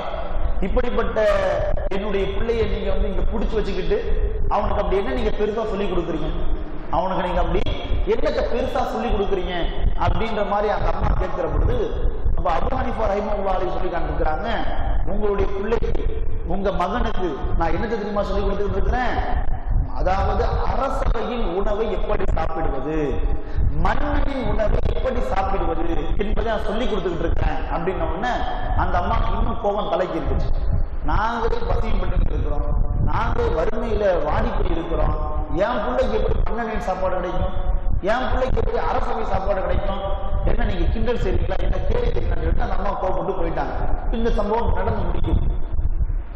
அப்போ இந்த சம்பவத்திலே அபூ ஹனீஃபா ரஹிமஹுல்லாஹி அலைஹி அவர்கள் சொன்ன அந்த வார்த்தையை அபூ யூசுப் ரஹிமஹுல்லாஹ் அவர்கள் தன் பிரிதொரு காலத்திலே ஹாரூன் ரஷீத் அவர்கள் மன்னராக இருக்கக்கூடிய அந்த காலகட்டத்திலே அவருடைய அரசவையிலே இந்த அபூ யூசுப் என்ன செய்யப்படுகிறார், காவி, அதாவது காஜின்னு சொல்றோம் பாத்தீங்களா, இப்படிப்பட்ட ஒரு காவியாக அந்த அரசவையிலே அந்த ஆட்சியிலே நியமிக்கப்படுகிறார். அப்ப அந்த அரண்மனையிலே அந்த ஆட்சியவையிலே காதியாக, நீதிபதியாக, இஸ்லாமிய தீர்ப்புகளையும் தீர்வுகளையும் வழங்கக்கூடிய அதிகாரம் வழங்கப்பட்டவராக இவர் நியமிக்கப்படுகிற பொழுது இவர் என்ன செய்யப்படுகிறது, அரண்மனையின் உணவு தரப்படுகிறது, அரசவையின் உணவு தரப்படுகிறது. அப்போ இந்த அபூ யூசுப் ரஹிமஹுல்லாஹ் அவர்கள் அந்த அபூ ஹனீஃபா ரஹிமஹுல்லாஹ் அவர்கள் சொன்ன அந்த வார்த்தை நினைச்சு பார்க்கிறாங்க. சாப்பாட்டுக்கு வழி இல்லாமல் இருக்கிற பொழுது, வறுமையில் இருக்கிற பொழுது, கஷ்டத்தில் இருக்கிற பொழுது நாம் மன்னனின் உணவை சாப்பிடுவோம் அப்படின்றவாறு அபூ ஹனீஃபா ரஹிமஹுல்லாஹ் அவர்கள் சொன்னார்களே, அவர்கள் தங்களுடைய அந்த கல்வியின் பார்வையிலே, அவர்கள் தங்களுடைய அந்த இல்மின் பார்வையிலே அவர்கள் கண்டதை அபூ யூசுப் ரஹிமஹுல்லாஹ் அவர்கள் சொல்லி சொன்னார்கள். நினைத்து பார்த்த விஷயத்தை வரலாறுகளை பார்க்க முடிகிறது. அபூ யூசுப் ரஹிமஹுல்லாஹ் அவர்கள் அல்லது வந்து ஹாரூன் ரஷீத் அவர்களுடைய வரலாறை நான் பார்க்கிற பொழுது இந்த குறிப்பை நம்மளால் பார்க்க முடியும். இது எதுக்கு நான் சொல்ல வருகிறேன் என்றால், நம்மளுடைய முன்னோர்கள் சஹாபாக்களா இருக்கட்டும், அதில் பின்னாடி வந்தெல்லாம் இருக்கட்டும், அவர்கள் எல்லாம் மார்க்கத்திற்கு அந்த அளவுக்கு முன்னுரிமை வழங்கியிருக்கிறார், அந்த அளவுக்கு நேரங்களை ஒதுக்கி இருந்திருக்கிறார்கள். அப்ப மார்க்கத்திற்கு ஒரு நிச்சயம் முன்னுரிமை கொடுக்கிற பொழுது, மார்க்கத்திற்கு நிச்சயம் ஒருத்தர் வந்து முன்னுரிமை வழங்கி அந்த மார்க்கத்தை கற்றுக்கொள்கிற பொழுது அல்லாஹ் சுப்ஹானஹு வ தஆலா என்ன செய்வான், துன்யாவை அவரை உயர்த்துவான், மறுமையில் என்ன பண்ணுவான், அவரை உயர்த்துவான். யர்ஃபுல்லாஹு அல்லதீன ஆமனு மின்கும் வல்லதீன ஊத்துல் இல்ம தரஜாத். அல்லாஹ் யாரை உயர்த்துவான் என்றால், யாரிடத்திலே மார்க்க கல்வி இருக்கிறதோ, மார்க்க செய்தியில் யாரிடத்தில் இருக்கிறதோ அவரை அல்லாஹ் சுப்ஹானஹு வ தஆலா உயர்த்துவான் என்று திருமறை குர்ஆனிலே அல்லாஹ் சுப்ஹானஹு வ தஆலா சொல்லி காண்பிக்கிறார். ஆக அந்த அடிப்படையிலே நம்முடைய முன்னோர்கள் எல்லாம் இந்த மார்க்க கல்விக்கு இந்த அளவுக்கு முக்கியத்துவம் கொடுத்திருக்கிறார் என்றால், மார்க்க கல்வி தான் நூர், வெளிச்சம். மார்க்க கல்வி தான் நூர், வெளிச்சம். நாம் எப்படி வாழ வேண்டும் என்ற பாதை ஒரு கலங்கரை விளக்கை போன்று நமக்கு வழிகாட்டக்கூடியதாக, ஒரு கலங்கரை விளக்காக எது தளபடுகிறது என்றால், எது இருக்கிறது என்றால் இந்த மார்க்க கல்வி தான் இருக்கிறது. அப்போ இந்த கல்வி, இந்த அதாவது எந்த அளவுக்கு சொல்லுவாங்க என்றால், இல்மு இல்லாத இபாதத்தும் பிரயோஜனமற்றது, இபாதத் இல்லாத இல்மும் பிரயோஜனமற்றது. ரெண்டும் சேர்ந்து, இல்மும் தேவை, இபாதத்தும் தேவை. இல்மு இல்லாத இபாதத்தும் பிரயோஜனமற்றது. ஒருத்தர்கிட்ட இல்மு இல்லை, இபாதத் செய்யன்ற பேர்ல என்னென்னவோ இழுப்பு போட்டு செஞ்சுக்கிட்டு இருக்கிறாரு, இதெல்லாம் ஏற்றுக்கொள்ளப்படுமா? இதுவும் ஏற்றுக்கொள்ளப்படாது. எப்படி தொழுவணும், எந்த முறையில தொழுவணும், ஒவ்வொரு ருக்குனையும் எப்படி நம்ம செய்யணும், ஒவ்வொரு ருக்குனையும் என்ன ஓதணும் அப்படின்றது ஒருத்தருக்கு தெரியல. தொழுகையா இருக்கட்டும், மத்த இபாதத்தா இருக்கட்டும், இல்மு இல்லாத இபாதத்து, இல்மு இல்லாத இபாதத்து. அந்த இல்மு இல்லாத காரணத்தினால தான் இன்னைக்கு ஃபாத்தியா ஓதிக்கிட்டு இருக்கிறாங்க, என்னென்னவோ மௌலூத் ஓதிக்கிட்டு இருக்கிறாங்க, என்னென்னவோ தாயத்து தகுடு எல்லாம் வந்ததுக்கு உண்டான காரணம் என்ன? இல்மு இல்லை. அவங்களுடைய பார்வையில் என்னது? இபாதத்து. அவங்களுடைய பார்வை என்னது? அமல். இன்னும் சொல்ல வேண்டும் என்றால், நம்மளுக்கு தான் அவங்க தான் என்ன பண்றாங்க, காசு பணத்தை அதிகமா செலவு பண்றாங்க. மௌலூத் ஓதுறது ஃபாத்தியாவெல்லாம் சும்மாவா? அதெல்லாம் 20,000 30,000 செலவு பண்ணி ஆள் சாப்பிடலாம் கூட்டு வச்சு வீட்டில் உட்காந்து ஓத வச்சு அதுக்கு உண்டான விருந்து பச்சாரெல்லாம் பண்ணி மக்களை கூப்பிட்டு சோறு போடுறோம். அப்போ இந்த ஃபாத்தியா ஓடுறதா இருந்தாலும் சரி, மௌலூத் ஓடுறதா இருந்தாலும் சரி, பல காசு பணத்தை என்ன பண்றாங்க, செலவு பண்றாங்க. அதே மாதிரி இந்த கபூர் ஜியாரத்துன்னு போறாங்க. ஒவ்வொரு ஊருக்கும் நாகூர் அல்லது மற்ற கபரு, அது போன்ற ஊர்ல இருக்கக்கூடிய அந்த கபறுகளை போய் தியானத்து பண்றாங்க அப்படின்னா அதுவும் சும்மா இல்லை. ஒரு வேனை பிடிப்பாங்க, குடும்பத்தோட புறப்பட்டு போவாங்க, ஒரு அமௌண்ட் அதுக்கு என்ன செய்யணும், செலவு பண்ணுவாங்க. இதெல்லாம் எதுக்கு செய்யறாங்க? இபாதத்தும் செய்யறாங்க. ஆனா எப்படி செய்யறாங்க? இல்மு இல்லாம செய்யறாங்க, அறிவு இல்லாம செய்யறாங்க. இது மார்க்கம் சொல்லப்பட்டிருக்குதா சொல்லப்படலையா எதுவுமே தெரியல. குருட்டுத்தனமா என்ன பண்றாங்க, அவைகளை பின்பற்றாங்க. அதான் சொல்லுவாங்க இல்மு இல்லாத இபாதத்து பிரயோஜனமற்றது. நீ என்ன செய்றீங்க, நீங்க என்ன செய்றீங்க என்பதை நீங்க என்ன பண்ணணும், மார்க்கம் சொல்லப்பட்டிருக்குதான் பார்க்கணும். அதான் சொல்லுவாங்க ஹலால் ஹராமை பொறுத்த மட்டிலும் இபாதத்தை பொறுத்த மட்டிலும் இந்த ஷரியத்திலே ஒரு வார்த்தை இப்படியாக பிரயோகம் செய்வது, அதாவது பயன்படுத்தப்படுவது. அது என்னன்னா, ஹலால் ஹராமை பொறுத்த மட்டிலே முதல்ல இந்த உலகத்தை எல்லாமே ஹலால், இந்த உலகத்தை மொத்தால எல்லாமே ஹலால். ஹராம்னு பாத்தீங்கன்னா அதுல இருந்து சில விதிகள் இருக்கு. உதாரணமா குடிக்கிற எடுத்தோம்னா தண்ணி ஹலாலு, அதே மாதிரி பழச்சாரம் ஹலாலு. இது மாதிரி குடிக்கிறது பார்த்தா குடிக்கிறதுல டீ ஹலால், அப்படிதானே, பால் ஹலாலு. குடிக்கிறது பார்த்தோம்னா எல்லாமே ஹலால். இதுல எது ஹராம? மது ஹராம். இதுல மது ஹராம். அதே மாதிரி ட்ரெஸ் எடுத்தோம்னா காட்டன் நமக்கு ஹலால். என்னென்னவோ ட்ரெஸ் போடுறோம், காட்டன்ல இருந்து நைலான்ல இருந்து என்னென்னவோ நமக்கு ஆண்களுக்கு ஹலால். இதுல ஹராம்னு பார்த்தா ஆண்களுக்கு பட்டு ஹராம், அப்படிதானே. அது மாதிரி ஹராம்னு பார்த்தோம்னா இந்த உலகத்துல வியாபித்திருப்பது எல்லாமே ஹலால். அது ஹராம் என்பது அல்லாஹ் சுப்ஹானஹு ஒரு சில விஷயங்கள் தான் சொல்லியிருக்கு. அது மாதிரி இபாதத்து நம்ம சொன்னோம்னா ஆரம்பம் எதுவுமே செய்யக்கூடாது. இபாதம் எடுத்துக்கிட்டோம்னா ஆரம்பத்துல எதுவுமே செய்யக்கூடாது. எது இபாதத்து? ஆரம்பத்துல எதுவுமே இபாஹா எதுவுமே செய்யக்கூடாது. இதுல எதை நாம் செய்யணும் சொல்லப்பட்டிருக்கிறதோ அது மார்க்கத்தில் இருக்குதான்னு பார்த்துதான் செய்யணும். எதுவுமே நம்ம செஞ்சிடக்கூடாது, பேசாம இருக்கு. நீ என்ன செய்யணும் அப்படின்னு மார்க்கம் சொல்லப்பட்டிருக்கு. தொழுகணும், நோன்பு நோக்கணும், ஹஜ்ஜு செய்யணும், சதக்கா செய்யணும், ஜக்காத்து கொடுக்கணும் அப்படின்ற ஒரு வரையறை, ஒரு லிஸ்ட் செய்யப்படும், மார்க்கத்தில் கொடுக்கப்படும்.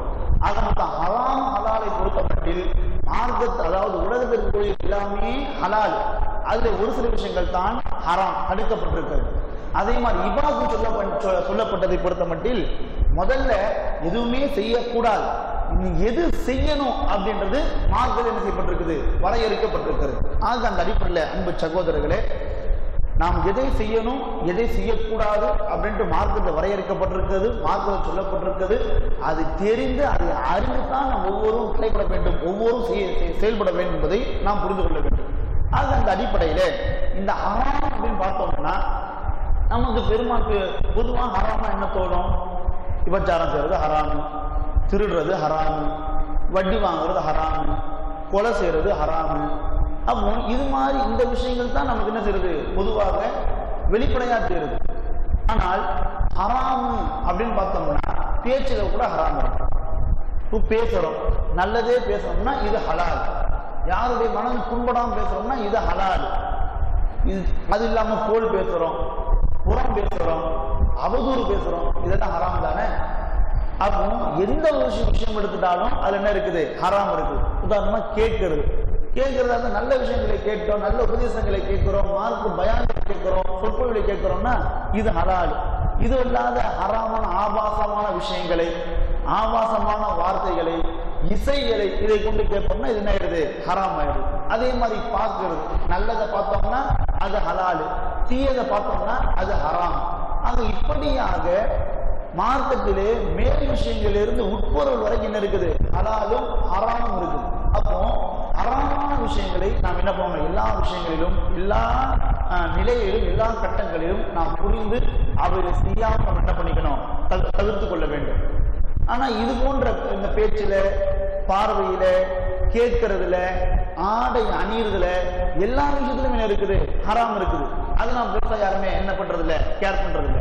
ஹராமா, விபச்சாரம், வட்டி, கொலை, இதுதான் நமக்கு தெரிய தவிர நம்மளுடைய வாழ்க்கையில நாம் எவ்வளவோ அறியாமலே பல என்ன செஞ்சுட்டு இருக்கிறோம், பல ஹராமை செஞ்சுக்கிட்டு இருக்கிறோம், பல விஷயங்களை நாமளே தெரியாம செஞ்சுக்கிட்டு இருக்கிறோம். அப்ப அந்த அடிப்படையில நம்மளுடைய வாழ்க்கையில எந்த ஒரு விஷயமும் ஹலாலும் ஹராமும் நமக்கு எப்போது புலப்பட்டு அதை நம்ம கவனமா இருந்து அதை நம்ம தலையிடுவோம் என்றால் எந்த அளவுக்கு மார்க்கத்தோட அட்டாச் ஆகிறோமோ அந்த அளவுக்கு என்ன ஆகும், நம்ம ஹலாலையும் ஹராமையும் கனகச்சிதமாக புரிஞ்சு செயல்படுவோம். எந்த அளவுக்கு இந்த ஹலாலை பற்றியும் ஹராமை பற்றியும் ஒரு அறிவே இல்லாத அளவுக்கு நம்முடைய சமுதாயம் போயிருச்சு அப்படின்னா, ஹலால் என்பதை ஹராம் வச்சுக்கிறாங்க, ஹராம் என்பதை ஹலால் வச்சுக்கிறாங்க. உதாரணம் ரமலான் மாசம் போச்சு, அந்த ரமலான் மாசத்துல பூசா ஒரு பிரச்சனை கிளப்பி விட்டாங்க. என்னன்ட்டு இந்த மாதிரி நோம்புல எல்லாம் கஞ்சி குடிக்கிறதுக்குலாம் எங்க மார்க்கெட் அனுமதி இருக்குது, கஞ்சி செய்யறதுக்குலாம் எங்க மார்க்கெட்டுல அனுமதி இருக்குது, அதெல்லாம் ஹராம் அப்படின்னு என்ன பண்றான், ஒரு ஆளு அடிச்சு விடுறாரு. அதுதான் நம்மளுடைய வாயில வர்றது என்ன பண்றது, அடிச்சு விடுறாரு. இப்போ இடையில நம்ம குடும்பத்தில் நடந்த ஒரு சம்பவம், நம்ம சகோதரர் என்ன செய்யறாங்க அப்படின்னா, ஒரு நைட்டி ஒன்று வாங்குறாங்க. அப்ப அந்த நைட்டி வாங்குகிற பொழுது நைட்டு சின்னதா இருக்குது, கணுக்காலுக்கு மேல இருக்கு. அவ விற்கிறவர் யாரு, விற்கிற ஒரு பெண் யாரு, அவங்களும் முஸ்லீம் தான், விற்கிறவங்க யாரு தான், முஸ்லீம் தான். அவங்க கணுக்காலுக்கு மேல இருக்குதுங்க, இது சின்னதா இருக்குதுங்க, கொஞ்சம் பெருசா வேணும், முழுசா மறைக்கிற மாதிரி அப்படின்னோடனே அப்போ அவங்க சொல்றாங்க, கணுக்காலுக்கு கீழே ட்ரெஸ் போடுறது ஹராம் ஆச்சு, கணுக்காலுக்கு கீழே ட்ரெஸ் போடுறது ஹராம் ஆச்சு. யாருக்கு ஹராம், யாருக்கு கூடாது? கணுக்காலுக்கு கீழே ட்ரெஸ் யாரு போடக்கூடாது, ஆண்களுக்கு தானே. அப்ப அது பற்றிய அறிவும் அது பற்றிய சிந்தனையும் அதனை பற்றிய தெளிவும் இல்லாத காரணத்தினால என்ன பண்றது, அது பாருங்க கூட்டாம்போக்குல அடிச்சு விட்டுறது. அப்போ இன்னைக்கு எப்படி ஆயிடுச்சுன்னா, ஹலாலை பற்றியும் ஹராமை பற்றியும் அறிவு இல்லை, தெளிவு இல்லை. ஆனா தெரிஞ்சது மாதிரி என்ன பண்ணிடுறது, அது பாட்டு விட்டு அடிச்சது. இதுக்கு தான் இது ஹராம், இது ஹலால். திடீர்னு இடையில ஒரு இடத்துல ஜும்மா கூடும்பொழுது தலைப்பு கொடுத்தே கூப்பிடுறாங்க. இது மாதிரி பயானம் கூடும்போது தான் தலைப்பு கொடுப்பாங்க. ஜும்மா கூட என்ன பண்றாங்க, தலைப்பு கொடுத்து கூப்பிடுறாங்க. நீ இந்த ஜும்மா நீங்க திருமணத்தை பத்தி பேசுங்க அப்படின்னு சொல்றாங்க. அது ஒரு காரணம் சொல்றாங்க. என்ன காரணம் அப்படின்னா, எங்க பள்ளிவாசல பெண்கள் பகுதியில ஒரு பேச்சு போய்கிட்டு இருக்குது. என்ன போச்சுன்னா, அங்க யாரோ ஒரு பெண்கள் என்ன பண்ணிட்டு இருக்காங்கன்னா கிளப்பி விடுறாங்க. என்ன மாதிரி, கல்யாணத்துல பெண் வீட்டு தரப்புல சாப்பாடு வழங்கப்படும், நம்ம என்ன பண்ணலாம், சாப்பிடலாம், அதை பத்தி ஒன்றும் பிரச்சனை இல்லை அப்படின்னு. நாம இத்தனை காலம் ஊரையும் உறவையும் பகச்சுக்கிட்டு சுண்ணத்தான முறையில் தான் கல்யாணத்தை நடத்தணும், சுண்ணத்தான முறை நடத்தினாலும் நாங்கள் கல்யாணத்துக்கு வரோம்னு சொல்லிட்டு நாமெல்லாம் இப்படி செயல்பட்டுக்கிட்டு இருக்கிறோம். அங்க ஒரு பேச்சு போயிட்டு இருக்குது. அந்த மாதிரிலாம் நம்ம பண்ண வேண்டிய அவசியம் இல்லை. பெண் வீட்டு தரப்பு சாப்பாடு கொடுப்பானா என்ன பண்ணிக்கலாம், நம்ம சாப்பிட்டுக்கலாம், சாப்பாடுலாம் ஹராம் கிடையாது அப்படின்ற மாதிரி என்ன பண்றது, அவங்க பேசி விட்டுறது, அவங்க அடிச்சு விட்டுறது. அப்ப எதுக்கு நான் சொல்ல வரேன் அப்படின்னா, இன்றைய காலகட்டத்திலே ஹராமை பற்றியும் ஹலாலை பற்றியும் அறிவை நாம் வளர்த்துக் கொள்வதற்கு முற்பட வேண்டும். அது நம் ஒவ்வொருவருடைய தலையான அவசியம், தலையான முயற்சியாக இருக்கணும். ஆனா இது இல்லாம தங்களுக்கெல்லாம் மார்க்கத்தின் அறிவு இருக்குது, மார்க்கத்தின் முதிர்ச்சி நம்ம கண்டுட்டோம் அப்படின்ற அடிப்படையில தங்களுக்கு ஒண்ணுமே தெரியல என்பதை தெரியாமலே என்ன பண்றாங்க, அது பாருங்க இது ஹராம் இது ஹலால் அப்படின்ட்டு குருட்டாம்பூக்கள் அடிச்சு விடுறது. அன்பு சகோதரர்களே, ஒரு விஷயம் ஹராமா அல்லது ஹலாலா அப்படின்னு நம்ம அறியணும். அது நமக்கு தெரியாத பட்சத்தில் யார்ட்டாவது கேட்டு தெரிஞ்சுக்கணும். அது தெரிஞ்சுக்கிற வரைக்கும் நம்ம பொறுமையா இருக்கும். அதெல்லாம் இல்லாம நம்ம இஷ்டத்துக்கு நம்ம ஹலால ஹராம அடிச்சிடுவோம் அப்படின்னா இது அல்லாஹ்வுக்கு பிடிக்காத விஷயம். இந்த ஒரு அதிகாரம், இந்த ஒரு ரைட்ஸ் நபிக்கே கிடையாது, அப்படிதானே? திருமறை குர்ஆன்ல தஹ்ரீம் ஒரு அத்தியாயம் இருக்கு. அந்த அத்தியாயம் அருளப்பட்டதுக்கான நோக்கமே இதுதான். நபியாவே இருந்தாலும் சரி, ஹராம் ஹலால் முடிவு பண்றது யாருதான், அல்லாஹ் தான் முடிவு பண்ணும். அந்த அதிகாரம், அந்த முடிவெடுக்கக்கூடிய அந்த அதிகாரம் அல்லாஹ்வுக்கு மாத்திரம் தான் இருக்கு. இந்த அத்தியாயத்தினுடைய பின்னணி உங்களுக்கு தெரியும். இந்த அத்தியாயம் எதற்கு பின்னணியாக, எந்த சம்பவத்துக்கு பின்னால் அருளப்பட்டுச்சுன்னா, நபிகள் நாயகம் ஸல்லல்லாஹு அலைஹி வஸல்லம் அவர் என்ன பண்றாங்க, ஒரு கட்டத்துல மனைவிமார் விஷயத்துல கோவப்பட்டு இனிமேல் தேனே குடிக்க மாட்டேன், தேன் எனக்கு ஹராம்னு சொல்லிட்டாங்க. மனைவிமார் மத்தியில் ஏற்பட்ட ஒரு சின்ன ஒரு சச்சரவு காரணத்தினால், அதனால நபிகள் நாயகம் கோபம் ஏற்பட்டு அந்த கோபத்தின் வெளிப்பாடா என்ன பண்றாங்க, இனிமே நான் தேனை குடிக்க மாட்டேன், தேன் எனக்கு வேணாம், தேன் எனக்கு ஹராம் அப்படின்னு என்ன பண்றாங்க, கோவப்பட்டாங்க. உடனே அல்லாஹ் என்ன பண்றான், வசனத்தை அருளுகிறான், உங்களுக்கு பிடிக்காதுன்னா பிடிக்கான்னு சொல்லுங்க, எனக்கு பிடிக்கான்னு சொல்லிட்டு ஒதுங்கிருங்க, என்ன பிடிக்கான்னு சொல்லிட்டு விட்டுருங்க. ஆனா இது ஹராம் ஹலால் பண்றாங்க, நீங்க சொல்லக்கூடாது. ஹராம் லிமா துஹர்ரிமு மா அஹல்லல்லாஹு லக தபுதகி மர்லாத் அஸ்வாஜி. நபியே, அல்லாஹ் உன்னை ஹலால் ஆக்கி இருக்கிறான், அல்லாஹ் உன்னை இங்க தேனு ஹலால்னு ஆக்கி வச்சிருக்கிறான். அத ஹராம்னு சொல்ல பிரைஸ் உங்களுக்கு யார் கொடுத்தா, அது நீங்க ஹராம்னு சொல்றீங்க அப்படின்னு அல்லாஹ் பண்ற நபி கண்டிக்கிறான். அப்ப நபிகள் கோவப்பட்டு சொன்ன ஒரு வார்த்தை, நீங்க கோவப்பட்டு சொன்னாலும் அது என்ன ஆயிடும், மார்க்கமா தான் ஆயிடும். நீங்க கோவப்பட்டு சொன்னாலும் அது சரீரத்துள்ள விஷயமா தான் ஆகி வரும். அதனால ஹலால் ஹராம் என்று நீங்க சொல்லக்கூடாது. ஹலால் ஹராம் என்று சொல்லக்கூடிய அதிகாரம் யாருக்கெல்லாம் இருக்குது, அல்லாஹ்கள் தான் இருக்குது என்று நபியை என்ன செஞ்சிருக்கிறான், அல்லாஹ் சுப்ஹானஹு வ தஆலா கண்டித்திருக்கிறான். திருமறை குர்ஆனிலே 16ஆம் அத்தியாயத்தினுடைய 116ஆம் வசனத்தை நான் பார்த்தோம்னா, முழுக்க முழுக்க இந்த ஹலால் ஹராமை தீர்மானிக்கக்கூடிய இந்த அதிகாரம் அல்லாஹ்வுக்கு மாத்திரம்தான் இருக்கு என்பதை திட்டவட்டமாக சொன்ன ஒரு வசனம். வலா தகூலு லிமா தசிஃபு அல்சினத்துக்குமுல் கதிப் ஹாதா ஹலால் வ ஹாதா ஹராம். இது ஹலால் இது ஹராம்னு நீங்க என்ன பண்ணக்கூடாது, உங்க நாக்குக்கு உங்க வாய்க்கு வந்த விதத்துல எல்லாம் சொல்லிடக்கூடாது. அப்படியே இருக்கு வசனத்தை எடுத்து பார்த்தீங்கன்னா, நான் என்ன ஒரு பொருளை சொன்னோம்னா அது அப்படியே இருக்கும். என்னட்டு இது ஹலால் இது ஹராம்னு சொல்லிட்டு உங்க நாவில இருந்து உங்க வாயிலிருந்து நீங்க என்ன பண்ணக்கூடாது, இஷ்டத்துக்கு நீங்க இதை சொல்லிவிடக்கூடாது என்பதாக அல்லாஹ் சுப்ஹானஹு வ தஆலா கண்டித்து காண்பிக்கிறாங்க. அதனால ஹலாலையும் ஹராமையும் புரிந்து கொள்வதற்கு அறிந்து கொள்வதற்கு நாம் தடைபட வேண்டும். எந்த அளவுக்கு மார்க்க கல்வியோடு நம்ம அட்டாச் ஆக ஆக ஆக இந்த தெளிவு ஒவ்வொருத்தருக்கும் வந்துடும். யாருமே கன்ஃபியூஸ் ஆக வேண்டாம். என்ன ஹராமு என்ன ஹலாலு, இவங்க போட்டு இதை கொலை போறாங்களே, ஒருத்தர் இது கூடுன்னு சொல்றாரு, ஒருத்தர் இதை கூடாதுன்னு சொல்றாரு. இந்த குழப்பம்லாம் எங்கமா இருக்கும், இந்த மார்க்கத்துல தூரமா இருந்து எட்டி பார்க்குற வரைக்கும், மார்க்கத்தை தூரமா இருந்து எட்டி பார்க்குற வரைக்கும் இருக்கும். மார்க்கத்தோட அட்டாச் ஆக ஆக நெருக்கமாக ஆக மார்க்க கல்வியை அதிகம் வளர்த்துக்கொள்ள அல்லாஹ் சுப்ஹானஹு வ தஆலா என்ன செய்வான், அப்படிப்பட்ட ஒரு பக்குவத்துக்கு என்ன பண்ணுவான், உண்டாக்கி கொடுப்பான். அப்படிப்பட்ட ஒரு அருமையான ஒரு நிலைமையை அல்லாஹ் சுப்ஹானஹு வ தஆலா உண்டாக்கி கொடுப்பான். ஆனா அதற்கு முன்னால் நம்ம தெரிஞ்சு கொள்ள வேண்டிய விஷயம் என்ன, ஹலாலையும் ஹராமையும் முற்படணும். ஹலாலும் ஹராமும் நம்ம சந்தேகம் இருந்தால் தெரிஞ்சுக்கிட்டு கேட்கணும். அது தெரிகிற வரைக்கும் நம்ம பண்ணக்கூடாது, அவசரப்பட்ட எந்த விதமான ஒரு முடிவும் எடுக்கக்கூடாது. அது நம்ம ரொம்ப கவனமாக இருக்கணும். உதாரணமாக சொல்லணும்னா மாலிக் ரஹ்மத்துல்லாஹி அலைஹி, இந்த மாலிக் ரஹ்மத்துல்லாஹி அலைஹி பொறுத்த வரைக்கும் சொல்லப்பட்டவர் மக்கா என்ற மிகப்பெரிய ஒரு பல பாகங்களை கொண்ட ஒரு கிதாபை என்ன பண்ணவர், கையாலேயே எழுதியவர். இன்னைக்கு இந்த கம்ப்யூட்டர் உலகத்துல கூட நினைக்கிட்டோம்னா இவ்வளவு முஜல்லத் இவ்வளவு பாகங்களை கொண்ட ஒரு கிதாபை உருவாக்க முடியுமான்றது சந்தேகம். அப்படிப்பட்ட பல பாகங்கள் பல முஜல்லத் பகுதிகளை கொண்ட மத்தா என்ற கிதாபை மாலிக் ரஹ்மத்துல்லாஹி என்ன பண்ணியிருக்கிறாங்க, எழுதி மிகப்பெரிய ஒரு மார்க்கத்துக்கு உதவி செஞ்சிருக்கிறாங்க. இப்படிப்பட்ட மாலிக் ரஹ்மத்துல்லாஹி அலைஹி குறித்து உலகமே சிலாகித்து மிச்சித்து பேசிய ஒரு காலகட்டம். அந்த காலகட்டத்தில் தான் ஈராக்கில் இருந்து சில மாணவர்கள் மாலிக் ரஹ்மத்துல்லாஹி அலைஹி சந்திப்பதற்காக வராங்க. எதற்காக வராங்க அப்படின்னா, மார்க்க சம்பந்தமான விஷயங்களை அறிந்து கொள்வதற்காக வராங்க. அன்றைய காலகட்டத்தில் நாடு கடந்தான் வந்திருக்கிறாங்க, மார்க்கத்தை கற்றுக்கொள்வதற்கு நாடு கடந்தெல்லாம் வந்திருக்கிறாங்க.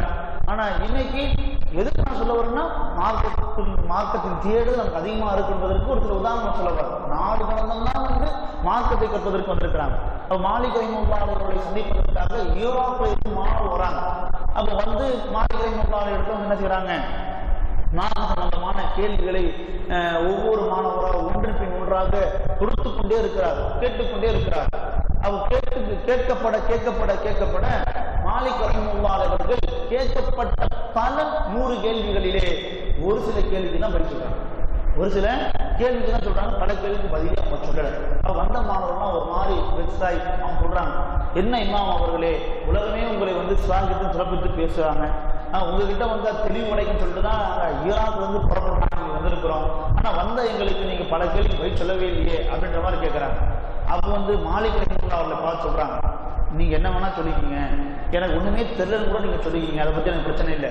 நீங்க புறப்பட்டு ஈராக்குக்கு போவீங்களா இல்லையா, போகும்போது வரவங்க கூட சொல்லிக்கீங்க, உங்களை யாரெல்லாம் இதுல தென்படுவார்களோ அவங்க கிட்ட கூட சொல்லிக்கீங்க. என்னன்ட்டு மாதிரி இமாம்கிட்ட நாம போய் கேட்டோம், அவர் பல கேள்விக்கு பதிலே சொல்லன்ட்டு நீங்க சொல்லிட்டு போங்க, அதை பத்தி எனக்கு பிரச்சனையே இல்லை, எனக்கு எந்த விதமான ஈகோ பிரச்சனையும் கிடையாது. நீங்க என்னை பத்தி எனக்கு ஒண்ணுமே தெரியலையே அப்படின்னு சொல்றதுனால எனக்கு எதையும் எனக்கு குறைஞ்சு போயிடாது. ஆனா எனக்கு நீங்க எல்லாம் இமாம் மாலிகா அவருக்கு எல்லாம் தெரியும்பா, அவர்கிட்ட கேள்வி கேட்டா அந்த அளவு அர்த்தமா வச்சுருவாருப்பா, அந்த அளவுக்கு புரிய வச்சிருவாருப்பா அப்படின்னு நீங்க என்ன மெச்சறதுக்காக நான் நீங்க கேட்கிற கேள்விக்கெல்லாம் எனக்கு தெரியலையோ அப்படின்லாம் கேர் பண்ணாம நான் பார்த்து சொல்லிட்டேன் அப்படின்னா, நாளை மறுமை நாளிலே நரகத்திற்கு என்னுடைய முதுகை நீங்க என்ன பண்ணிடுவீங்க, பாதியாக்கிடுவீங்க. நாளைக்கு நரகத்துக்கு என்னுடைய முதுகை நீங்க என்ன பண்ணிடுவீங்க, பாதியாக்கிடுவீங்க. நாளைக்கு அல்லாஹ் என்ன பண்ணிடுவீங்க, பக்காவா போட்டு கொடுத்துருவீங்க. யாரை போட்டு அல்லாஹ் ஏன் இப்படி செஞ்ச அப்படின்னா, இமாம்னா சொன்னாலும் ஒரே ஒரு வார்த்தை என்ன திருப்பி விட்டுருவீங்க. அதனால எனக்கு எதை பற்றிய ஞானம் எதை பற்றிய தெளிவு எனக்கு இருக்குதோ அதை பற்றி நான் சொல்லுவேன். எனக்கு இதை பற்றி தெளிவு இல்லையா என்ன பண்ண மாட்டேன், அதை பத்தி சொல்வதற்கு உண்டான அதிகாரம் எனக்கு கிடையாது. நபிக்கே அல்லாஹ் அப்படிதான் சொல்லியிருக்கான், நபியே எதை பற்றிய அறிவு எதை பற்றிய தெரிவு உங்களிடம் இல்லையோ அதில் நீங்க நிற்காதீர்கள், அதில் நிற்காதீங்க. அப்போ எதை பற்றி அறிவு, எதை பற்றிய தெரியும் நம்ம கிட்ட இல்லையோ, டீசெண்டா சரண்டர் ஆயிடணுமே தவிர, எனக்கு தெரியல, கேட்டு சொல்றேன், பார்த்து சொல்றேன் அப்படின்னு சரண்டர் ஆயிடணுமே தவிர, இது அப்படி இருக்குன்னு நினைக்கிறேன் பாய், இப்படி நினைக்கிறேன் பாய், நான் இப்படி நினைக்கிறேன் பாய் அப்படின்ற மாதிரி எல்லாம் மார்க்க விஷயத்துல நம்ம என்ன பண்ணிடக்கூடாது, முடிவெடுத்துடக்கூடாது. என்னத்தான் பல வருடங்கள் படித்தலாக இருந்தாலும், பல வருடங்கள் ஜமாத்தோடு தொடர்புகளாக இருந்தாலும், பல ஆண்டுகளாக வகுப்புகள் எல்லாம் வரக்குகளாக இருந்தாலும், ஒரு சில விஷயங்கள் எல்லா விஷயமும் எல்லாருக்கும் தெரிஞ்சதும் கிடையாது. எல்லா விஷயமும் ஒருத்தர் தெரிஞ்சதும் கிடையாது. எத்தனையோ பல விஷயங்கள் காலங்கள் உருண்டோட உருண்டோட அல்லாஹ் நமக்கு ஒரு சில விஷயங்களை புரிய வைப்பான். எந்த அளவுக்கு பாருங்க, இப்ப நான் இல்லை என்ன மாதிரி மதரசாக்களை ஓதியவர்கள் எடுத்துக்கொண்டு வச்சுக்கினேன், ஆலிம்களை எடுத்துக்கொண்டீர்கள் என்றால் பல வருடங்கள் மதரசாக்களை ஓதியவர்கள், சரிங்களா? மதரசாக்களை ஓதியவர்கள் அதில் முதிர்ச்சி கண்டவர் கூட இருக்கிறாங்க. தமிழ்நாட்டில் ஓதுறாங்க, அதுக்கப்புறமா மேற்படிப்புக்காக அயல் நாட்டுக்கு போறாங்க. இப்படியெல்லாம் மார்க்கத்தினுடைய கல்வியை வளர்த்துக் கொள்வதற்காக, பெருக்கிக் கொள்வதற்காக நாடு கடந்து போய் படிக்கக்கூடியவர்கள் கூட இருப்பாங்க. அப்படி இருந்தாலும் கூட எல்லாருமே அவங்களுக்கு தெரிஞ்சிருமா கிடையாது. தெரிஞ்சிருமா என்றால் கேட்டு பாருங்க, உண்மையிலேயே மார்க்கத்திலே ரொம்ப பக்குவமா இருக்கக்கூடியவர்களை போயிட்டு நீங்க கேள்வி கிணச்சிங்கல்ல, அவர் தெரிஞ்சால் வந்து அந்த என்ன சொல்லுவாங்க, என்ன சொல்லுவாங்க, பார்த்து சொல்றேன் கேட்டு சொல்றேன், பார்த்து சொல்றேன் கேட்டு சொல்றேன். யாருன்னா ரொம்ப உதாரணத்துல சொல்லுவாங்க, என்ன சொல்லுவாங்க, அரை உரம் தழுவும் நிறை உரம் தழும்பாது. அதே மாதிரி இந்த காலி டப்பா தான் சத்தம் வந்துகிட்டே இருக்கும். காலி டப்பா தான் நீங்க டிஃபன் பாக்ஸோட உங்க பேக்ல போட்டு போறீங்க அப்படின்னா, அந்த டிஃபன் பாக்ஸ் லஞ்ச் டிஃபன் எதாவது இருக்குன்னா பேசாம சத்தம் போடாம கிடக்கும். ஆனா ஸ்கூல் விட்டோ காலேஜ் விட்டோ ஆஃபீஸ் ரிட்டர்ன் வரும் பொழுது காலி டப்பாவோட நம்ம பேக்ல வரும் பொழுது சத்தம் போட்டுக்கிட்டே இருக்கும். எதுக்கு சொல்ல வர அப்படின்னா, மார்க்கத்தினுடைய போதிய அறிவு இருக்கக்கூடிய ஒரு பக்குவமா இருந்துப்பாங்க. பக்குவமா அவங்க இருப்பாரு. மார்க்கத்துல தெரிஞ்சா ரைட்டா சொல்லணும், தெரியாத பட்சத்துல முயற்சி எடுத்து அதை தெரிஞ்சு அவருக்கு சொல்லி கொடுக்கணும். இல்லாத பட்சத்துல பேசாம இருக்கணும், பக்குவமா இருந்துக்கணும், பொறுமையா இருந்துக்கணும். பார்த்து சொல்றேன் கேட்டு சொல்றேன்ற அந்த ஒரு இதோ நம்ம இருக்கணும். இல்லை என்றால் நாளை போய் நல்லா என்ன பண்ணிடுவான், நம்மளை பிடிச்சிடும். உதாரணம் என்ன நீங்க எடுக்கிறா கூட இந்த ஒரு விஷயம் ஏதோ ஒரு, அதாவது இந்த துவாக்கு செஞ்சுட்டு ஒவ்வொரு துறைக்கு அப்புறம் துவா செய்யும். துவா செஞ்சு நம்ம என்ன பண்றோம், துவா செஞ்சு முகத்தை நம்ம தர வரும். இது வளமையா நம்ம எல்லாம் செஞ்சுட்டு வந்ததுதான், வளமையா நம்ம எல்லாமே செஞ்சுட்டு வரோம்னா இது வரைக்கும் நம்ம செஞ்சுட்டு தான் இருக்கோம். யதார்த்தமா உஸ்மைன் அவருடைய ஃபத்வா நான் இடம் எடுத்து படித்தேன். இப்படி செய்வதற்கு என்ன ஆதாரம் இருக்குன்னு அவர் ஒரு கேள்வி கேட்கிறார். ஒவ்வொரு வாட்டியும் தொழுகை முடிஞ்சதற்கு பிறகு துவா செஞ்சு நம்ம என்ன பண்றோம், முகத்தை தர வரோம். இப்படித்தான் நானும் பழகி இருக்கிறோம்.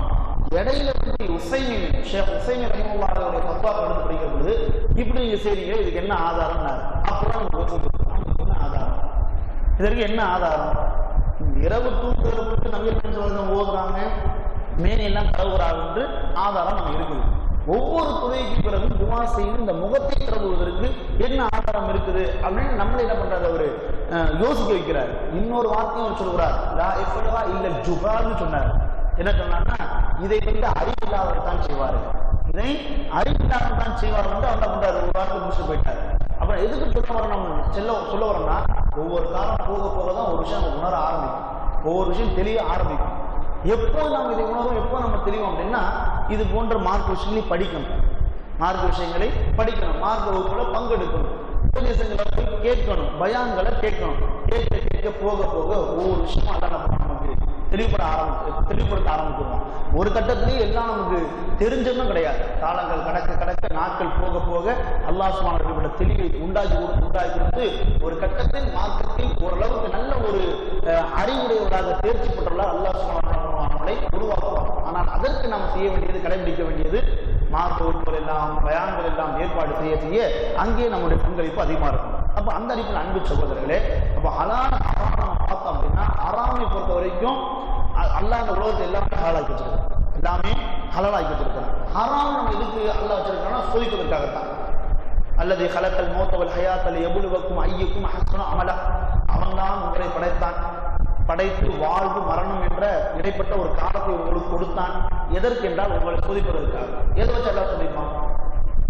இந்த உலகத்தை தடுக்கப்பட்ட விஷயங்களே இல்லை அப்படின்னா எதை வச்சு அல்லாஹ் நம்ம சோதிப்பான்?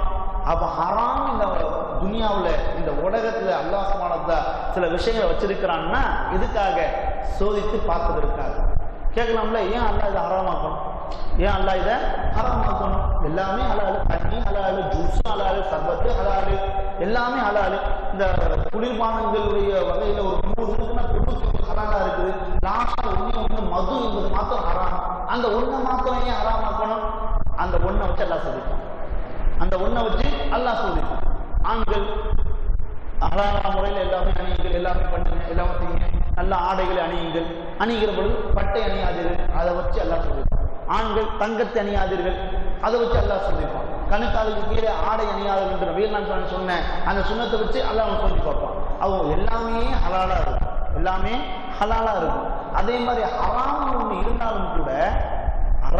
இருந்தாலும் கூட அதற்கு பகரமாக ஹலாலான பல விஷயங்கள் இல்லாமல் இல்லை. உதாரணமா மதுபானம் ஹராம் அப்படின்னா ஹலால் எவ்வளோ விஷயங்கள் இருக்கு, நமக்கு அது கண்ணு தெரியறதே கிடையாது. ஹலால்னு சொல்லிட்டு எவ்வளவோ விஷயங்கள் நமக்கு இருக்குது. ஆனா அது நம்ம பல பேருக்கு நம்ம தெரியறதில்ல, கண்ணுக்கு தெரியறதில்ல. ஆனா ஹராம் என்ன பண்ணுவாங்க, நிற்பாங்க. இது எதுக்கு நான் சொல்ல வரேன் அப்படின்னா, ஹலால்னு பார்த்தோம்னா 99% இருக்கு, ஹராம்னு பார்த்தோம்னா ஒரே ஒரு சதவீதம் இருக்கு. இந்த ஒரு சதவீதத்தை கூட ஏன் அல்லாஹ் வைக்கணும்? 100% அல்லாஹ் ஹலால் ஆக்கிற வேண்டியதுதான் அப்படின்னா பின்ன எதை வச்சுதான் அல்லாஹ் நம்ம சோதிப்பான்? எதை வச்சுதான் அல்லாஹ் நம்ம சோதிப்பான்? இந்த ஒரு விஷயத்தை வச்சுதான் அல்லாஹ் என்ன பண்ணுவான்? சோதிப்பான். பாருங்க, ஆசைப்பட்டதெல்லாம் பாருங்க, என்னோட அத்தாட்சிகளை பாருங்க, ஹலாலானதை பாருங்க, ஆனால் ஹராமானதை பார்க்கல. எவ்வளவோ ஹலால் இருக்கு, எவ்வளவோ பார்க்கறது எல்லாமே ஹலாலான விஷயம் இருக்கு. ஹராம் அந்நிய பெண்ணை பார்க்காத, இது ஹராம், முடிஞ்சு போச்சு. அந்நிய பெண்ணை பார்க்காத, இது ஹராம், முடிஞ்சு போச்சு. ஆனா எவ்வளவோ பார்ப்பதற்கு ஹலாலான விஷயங்கள் இருந்தாலும், எவ்வளவோ அல்லாஹ்வுடைய அற்புதமான விஷயங்கள் இருந்தாலும், எவ்வளவோ அல்லாஹ்வுடைய அருட்கொடைகள் நிறைந்த விஷயங்கள் இருந்தாலும் ஹராமை நோக்கி தான் மனசு இழுத்துக்கிட்டே இருக்கும், ஷைத்தான் இழுத்துக்கிட்டே இருக்கும். கேட்பதற்கு எவ்வளவோ ஹலாலான விஷயங்கள் இருக்கு. பயானை கேளுங்க, நல்ல விஷயங்களை கேளுங்க, கராத்தப்பட்டு கேளுங்க, நல்ல செய்தியை உங்களுக்கு சொல்லக்கூடிய பல வகுப்புகளை நீங்கள் கேளுங்கள். அப்படிலாம் கேட்கறது ஷைத்தான் எங்கத்தான் இழுத்துக்கிட்டே இருப்பான், பாட்டு இழுத்துக்கிட்டே இருப்பான், பாட்டு கேட்க இழுத்துக்கிட்டே இருப்பான். அப்ப அந்த ஒரு விஷயத்தை அல்லாஹ் எதுக்கு வச்சிருக்கிறான்னா அதை வச்சுதான் அல்லாஹ் முடிவு பண்ணுவான். அதை வச்சுதான் அல்லாஹ் என்ன பண்ணுவான்? முடிவு பண்ணுவான். அந்த ஹராமின் பக்கம் போகாத வரைக்கும் அல்லாஹ்வுடைய அந்த வளங்கள் நமக்கு இருக்கு, ஈரேற்றம் நமக்கு இருக்குது. அந்த ஹராமின் பக்கம் போகிற பொழுது அந்த ஹராமை வச்சு நம்முடைய மறுமை வாழ்க்கை நம்ம என்ன செய்யறோம்? தொலைத்து விடுகிறோம் என்பதை நாம் புரிஞ்சுக்கணும். அப்ப இந்த உலகத்தை ஹராம் ஒண்ணு அல்லாஹ் எதுக்கு வச்சிருக்கிறான் அப்படின்னா அந்த ஹராமை வச்சு தான் நம்மளை சோதிப்பதற்கு, நம்மளை எடை போடுவது. அப்ப இந்த ஹராம்னு பார்த்தோம்னா எல்லா விஷயங்களும் ஹராம் இருக்குது. குடிக்கிறதுல இருந்து, சாப்பிட்றதுல இருந்து, ட்ரெஸ் போடுறதுல இருந்து, பழக்க வழக்கங்கள்ல, பேசுறதுல, பார்க்கறதுல, கேட்கறதுல, நேரங்களை செலவிடுறதுல எல்லாத்துலயுமே ஒரு குறிப்பிட்ட சதவீதம் ஹராம் என்பது இருக்கு. அப்ப அந்த ஹராமை நம்ம கவனமா இருந்து அந்த ஹராமில் நாம போய் விழுந்துடாம என்ன பண்ணிக்கணும்? தற்காத்துக் கொள்ள வேண்டும். குறிப்பா இந்த ஒரு நேரத்துல சுருக்கமா சொல்றது அப்படின்னா, சம்பாதிக்கக்கூடிய விஷயத்துல, வருமானத்தை திரட்டக்கூடிய விஷயத்துல நாம ஹராமை என்ன பண்ணிக்கணும்? ரொம்ப கவனத்தோடு நாம் இருந்து கொள்ளணும். நபிகள் நாயகம் சொன்னார்கள், ஒரு வழிபோக்கு, அந்த வழிபோக்கன் பாலைவனந்து பயணித்து போகிறார். பாலைவனந்து பயணித்து போகிற பொழுது அந்த பயணத்தினால் மிகவும் களைப்படைந்து விடுகிறார். அவருடைய தலையெல்லாம் புலியாகி விடுகிறது. அங்க அப்படிப்பட்ட ஒரு நெருக்கடியான ஒரு கஷ்டமான ஒரு நிலையிலே அல்லாஹ் என்ன பெறாரு? துவா செய்கிறார். அந்த துவாவை பொறுத்த மட்டும் மிக ஏற்கத்தக்க ஒரு துவா. ஏன்னா நபிகள் நாயகம் இருக்கிறார்கள், பயணத்தில் செய்யக்கூடிய துவா செய்யப்படும், ஏற்றுக்கொள்ளப்படும் அப்படின்ட்டு. ஆனா அவருடைய துவாவை பொறுத்த மட்டும் அல்லாஹ் ஏற்றுக்கொள்ளவில்லை. பாலைவனத்தை பல நாட்களாக பயணித்து போகிறார், பச்சைப்பட்டினமாக துவண்டு போகிறார். அவருடைய தலையெல்லாம் புளிது புரிந்து மண்ணாக இருக்கிறது. அப்படிப்பட்ட ஒரு நிலையோடு அல்லாஹ் துவா செய்கிறாரு. ஆனா அவருடைய துவா ஏற்றுக்கொள்ளப்படவில்லை என்று நபிகள் நாயகம் சொன்னார். காரணம் என்ன? மல்பஸஹு ஹராம் வ தஆமுஹு ஹராம். அவருடைய சாப்பாடும் அவருடைய ஆடையும் ஹராமாக இருக்கிற பொழுது அவருடைய துவாவை எல்லாம் செய்ய மாட்டான், ஏற்றுக்கொள்ள மாட்டான். ஆக அந்த அடிப்படையில் என்னத்தான் இவ்வா செஞ்சாலும், என்னத்தான் அமல் செஞ்சாலும், நாம சாப்பிட்ற சாப்பாடுல ஒரு பருக்க ஹராமா போயிட்டாலும் முடிஞ்சு போச்சு.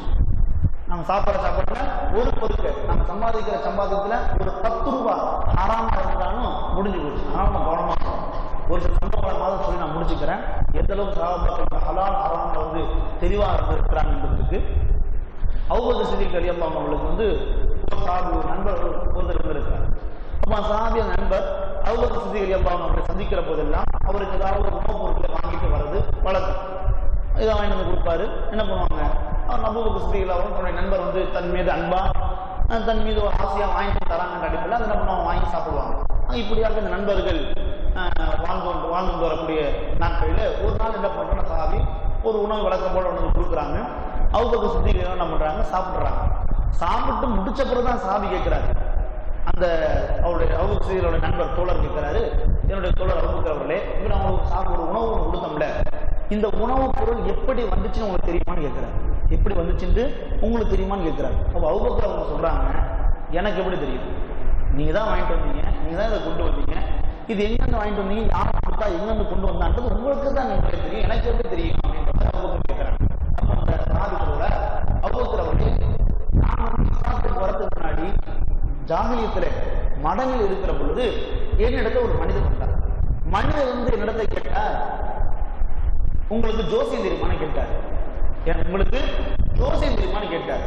ஆனா உண்மையா எனக்கு ஜோசியம் தெரியாது, எனக்கு ஜோசியம் தெரியாது.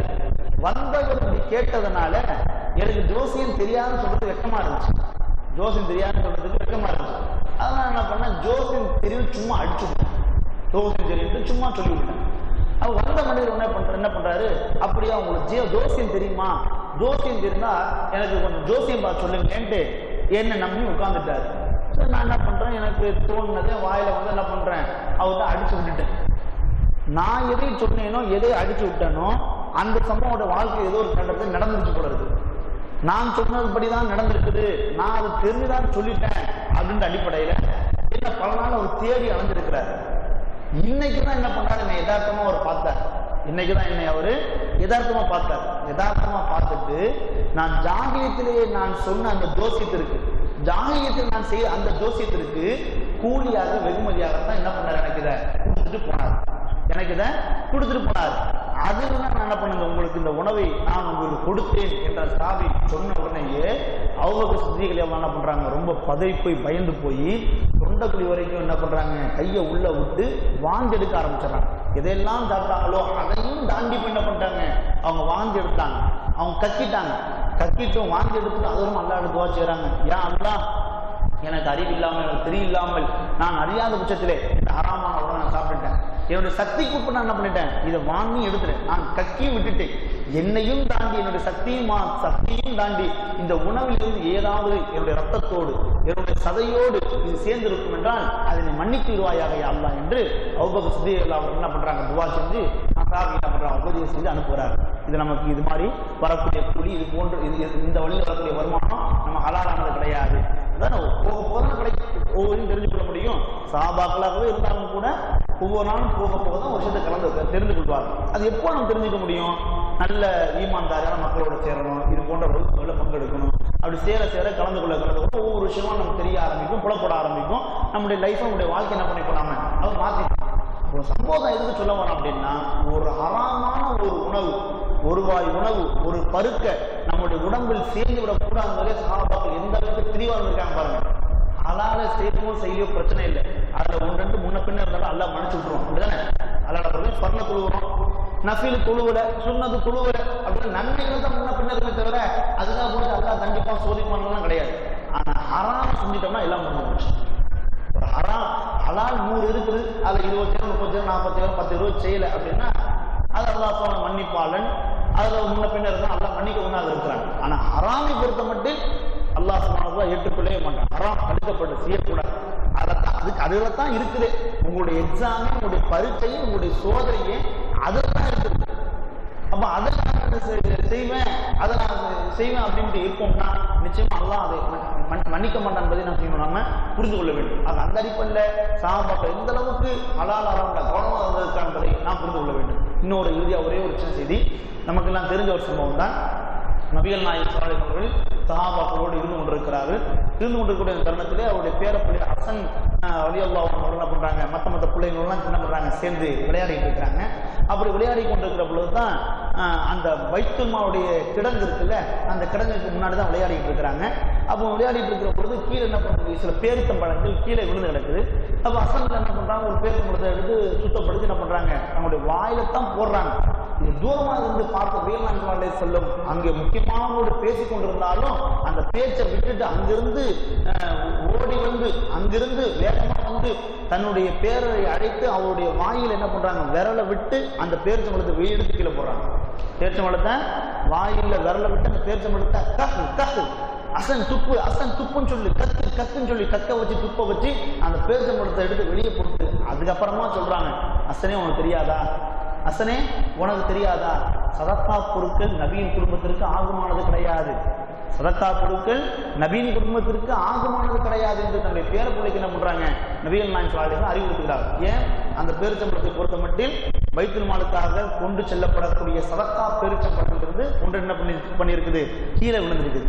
அது எடுத்து என்ன பண்ணிட்டாங்க, அசல் அவர்கள் வாயில போட்டாங்க. அப்ப நபிகள் நாயகம் ஸல்லல்லாஹு அலைஹி வஸல்லம் அவர்கள் சின்ன பிள்ளை தானே, விளையாட்டு பிள்ளை தானே அப்படின்னு என்ன பண்ணிடல, விட்டுறல. ஹராம், அது எந்த வகையும் நம்முடைய குடும்பத்தை வந்து அடைந்து விடக்கூடாது. ஹராம், அது எந்த வகையும் நம்முடைய வீட்டுக்குள்ள வந்து விடக்கூடாது என்ற அடிப்படையில் ரொம்ப கண் கருத்துமாக நபிகள் நாயகம் ஸல்லல்லாஹு அலைஹி வஸல்லம் பண்ணியிருக்காங்க, தலைப்பட்டு இருக்காங்க பார்க்கணும். அது அந்த நம்முடைய பிள்ளையும் நம்ம அப்படித்தான் வளர்க்கணும், நம்முடைய பிள்ளைங்களையும் நம்ம அப்படித்தான் வளர்க்கணும்.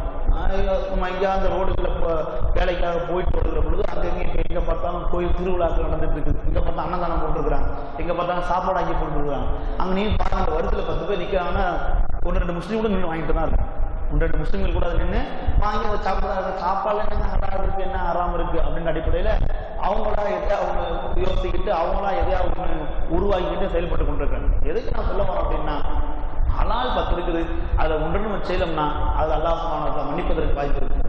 ஆனால் ஹராமை பொறுத்த வட்டியும் அது அல்லாஹ் சுப்ஹானஹு வ தஆலா அதை வச்சு தான் நம்மளை சோதிக்கவே இருக்கிறான். அதுதான் நமக்கு சிக்கே.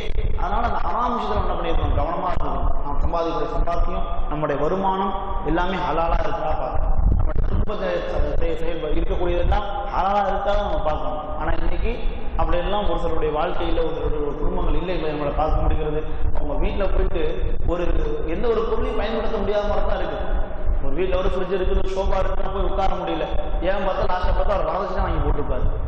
அந்த சோஃபாவை, அந்த ஃப்ரிட்ஜை, வீட்டில் ஏதாவது ஒரு பொருளை அவர் வரதட்சணை வாங்கி போட்டிருப்பாரு. அது நமக்கு உட்காரத்துக்கு கூச்சமாக இருக்கும், நமக்கு அதில் இருக்க பயன்படுத்துறதுக்கு நமக்கு அது ஒரு இதாக சங்கடமாக இருக்கும்.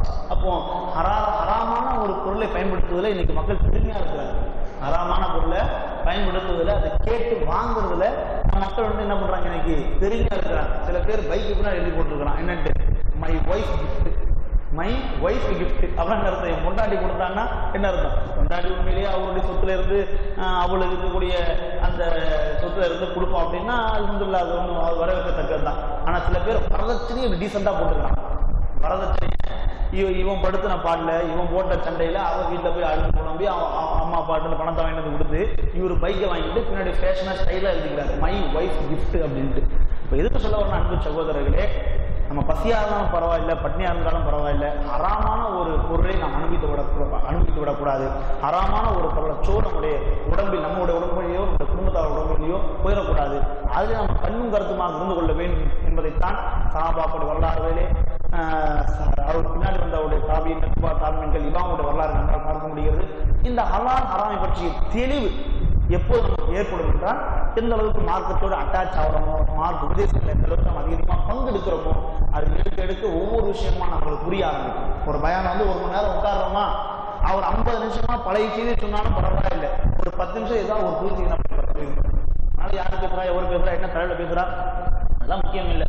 இன்னைக்கு போனா ஒரு செய்தி நமக்கு அல்லாஹ் அறிய வைக்கிறான் அப்படின்னா, அல்லது ஒரு பழைய செய்தியா கூட நம்ம இருக்கலாம், அதை நம்ம மறந்து போயிருக்கோம், அதை நம்ம என்ன பண்ணிடுவோம், அவர் நமக்கு நினைவு சதக்கே என்ன இருக்கிறா கன்ஃபவுல் மூமின், அப்படியே உபதேசம் பண்ணிக்கிட்டே இருங்க, மூமின்களுக்கு அது பலனளிக்கும் என்று அல்லாஹ் சுப்ஹானஹு வ தஆலா திருமறை குர்ஆனில் கண்டிருக்கிறான். அதன் அடிப்படையில் வரக்கூடிய காலங்களிலே அதிகமாக இது போன்ற பயான்களே, சொற்பொழிவுகளை, தர்பாக்களை பங்கெடுத்து நம்முடைய ஈமானை உண்மையிலும் மெருகேற்றி ஹலால் ஹராம் பற்றிய செய்தி அல்லாஹ் சுப்ஹானஹு வ தஆலா உண்டாக்கி வாழ்கிற காலமெல்லாம் ஹலாலா வாழ்ந்து ஹலாலாகவே மரணிக்கக்கூடிய ஒரு வாய்ப்பினை, ஒரு தௌஃபீக்கினை அல்லாஹ் சுப்ஹானஹு வ தஆலா நம் அனைவருக்கும் உண்டாக்குவானாக என்று பிரார்த்தித்து வாய்ப்பளித்தமைக்கு நன்றி கூறி நான் முடித்துக் கொள்கிறேன். அகூலு கௌலி ஹாதா வ அஸ்தக்ஃபிரு லி வ லக்கும் இன்னஹு ஹுவத் தவ்வாபுர் ரஹீம். ஆகிரு தஅவானா அல்ஹம்துலில்லாஹி ரப்பில் ஆலமீன். அஸ்ஸலாமு அலைக்கும் வரஹ்மத்துல்லாஹி வ பரகாத்துஹு. சுப்ஹானக்கல்லாஹு வ பிஹம்திக நஷ்ஹது அன் லா இலாஹா இல்லா அன்த நஸ்தக்ஃபிருக வ நத்தூபு இலைக்.